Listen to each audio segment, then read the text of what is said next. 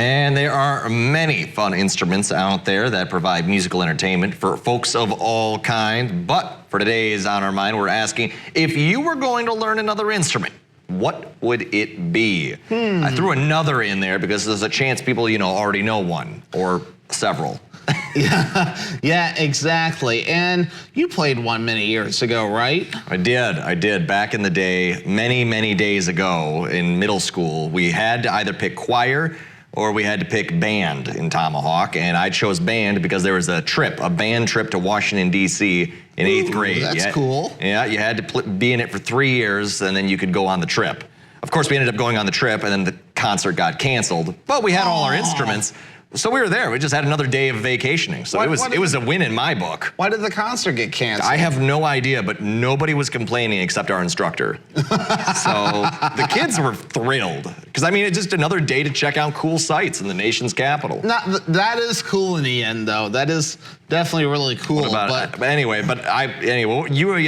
play the baritone, but what would you learn if you could learn something else? And you play trumpet, right? Yeah, that was the trumpet. Yeah, so I play baritone, still do at church every now and again, also known as the euphonium, which is the concert band version, baritone, the marching band version, so technicalities either way. But yeah, my second instrument, if I wanted to learn one, and I'm kind of definitely interested too, because my brother played trombone when he was in junior high, and it's actually still sitting in his bedroom at home, so kind of sitting unused, and I know my dad's watching, so maybe a little bit of interest there. I'm kind of thinking about wanting to pick that up, getting it all restored and fixed up, and maybe think about trying to learn trombone whenever timing permits and everything too, because the music's about the same for that, just trying to learn the slides and the notes and everything too.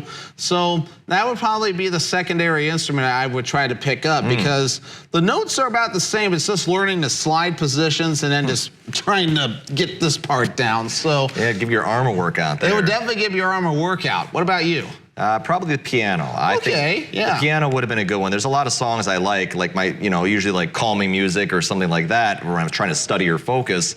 I throw on like Chopin or something like that, and I'll put it on low, and then I'll repeat the album over and over, so it basically numbs the mind.